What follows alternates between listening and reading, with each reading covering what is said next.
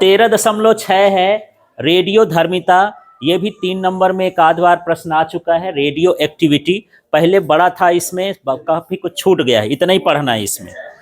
तो हम लोग कल पढ़े थे कि 30 से और 170 का जिसका द्रव्यमान होता है परमाणुओं का वो स्थिर होता है।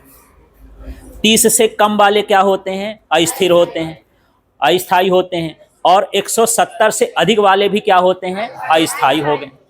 तो जब अस्थायी हो गए तो जो भारी नाभिक हैं कुछ ना कुछ टूट टूट करके अपने आप को क्या करते रहते हैं? छोटा करते रहते हैं।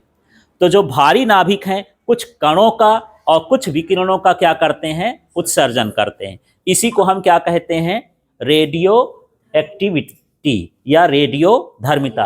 तो सीधा है अस्थिर नाभिक। पहले ये समझना, अस्थिर नाभिक या अस्थायी नाभिक कुछ कणों या विकिरणों का उत्सर्जन करता है। इसे रेडियो एक्टिव क्षय कहते हैं और इस घटना को रेडियो एक्टिविटी कहते हैं। सीधा समझ लेते हैं।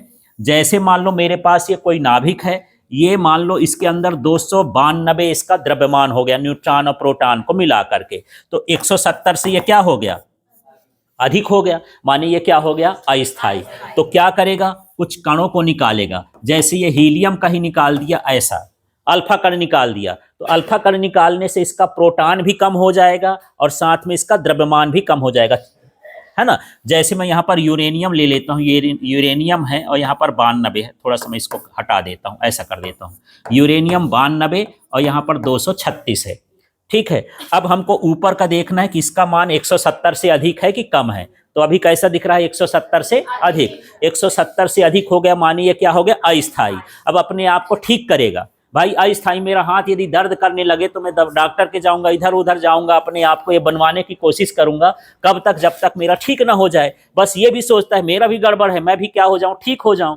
तो ठीक कैसे होगा? कि मेरे अंदर भार बहुत है, इस भार को मैं क्या करूं? कम करूं, है ना। तो ये कम करने के लिए क्या करेगा? जैसे अल्फा कण निकाल दिया, तो जैसे निकालेगा तो इसमें 236 का क्या हो जाएगा? ये 4 कम हो जाएगा, 232। और 92 में 2 कम हो जाएगा तो कितना हो जाएगा? 90। इस तरह से और अल्फा कण निकालेगा। कब तक निकालता रहेगा? जब तक इसका भार क्या ना हो जाए? 170 ना हो जाए। अपने आप को इस तरह से करता रहता है। तो कहीं ये हीलियम का कण निकाल दिया, अल्फा कण, कहीं इसमें से इलेक्ट्रॉन निकाल देता है, कहीं इसमें से ऊर्जा भर निकाल देता है, अपनी ताकत ही खत्म कर देता है। तो इस तरह से 3 तरह का इसमें ये होता है। तो सीधे सीधे परिभाषा क्या बनेगी? अब बताओ आप लोग। अस्थिर नाभिक, नाभिक से क्या निकलते हैं? कुछ कण निकलेंगे और कुछ विकिरण निकलेंगे। तो इस घटना को रेडियो एक्टिव क्षय कहेंगे, रेडियो एक्टिव डीके कहेंगे, ठीक है। और इस प्रोसेस को, इस प्रक्रिया को हम क्या बोलते हैं? रेडियो एक्टिविता। कभी कभी 2 ही नंबर में आ जाता है कि रेडियो एक्टिविता क्या है। तो पहले आपके दिमाग में होना चाहिए कि नाभिक कैसा होता है? अस्थायी, ठीक। अब अस्थायी से 2 चीजें निकलेंगी, कण और विकिरण।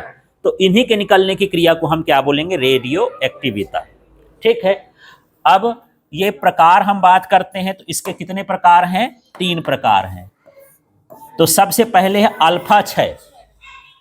तो जब रेडियो एक्टिव नाभिक से इतना भरा याद करना है, बाकी तो सब में कॉमन है। हीलियम नाभिक उत्सर्जित होता है या निकलता है, उत्सर्जन शब्द नहीं आए तो निकलता है। रेडियो एक्टिव नाभिक से क्या निकलेगा? हीलियम का नाभिक, ठीक है। तो इसे हम क्या कहेंगे? अल्फा क्षय।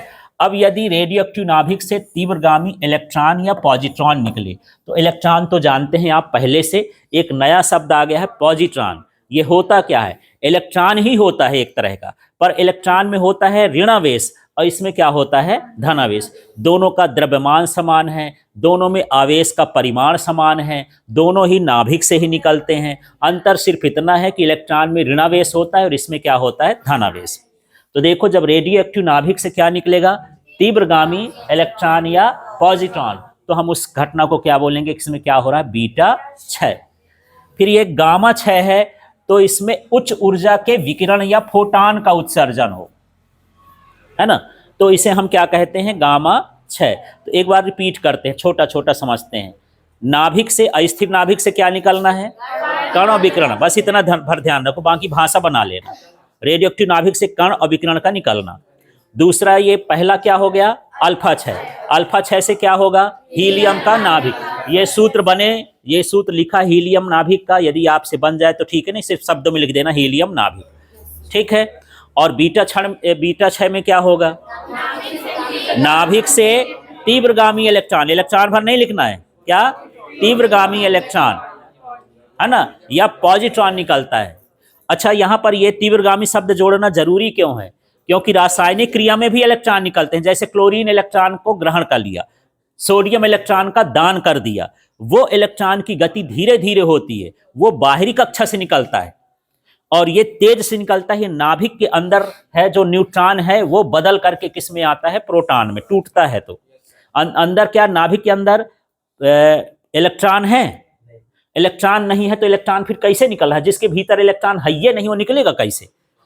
तो उसमें क्या होता है, ये न्यूट्रॉन टूटता है, एक ये प्रोटॉन बना देता है और साथ में क्या बना देता है? यहां पर इलेक्ट्रॉन बना देता है। तो ये इलेक्ट्रॉन को बाहर फेंक देता है, प्रोटॉन को भीतर रखे रहता है, ये क्रिया होती है। तो यहां पर इलेक्ट्रॉन कौन बदला, कौन बन गया? न्यूट्रॉन बनता है, ठीक है। तो चलिए इसमें देखते हैं, तीव्रगामी इलेक्ट्रॉन निकलेंगे और क्या निकलेंगे? पॉजिट्रॉन। और इसमें क्या है? उच्च ऊर्जा के फोटॉन, है ना, या विकिरण।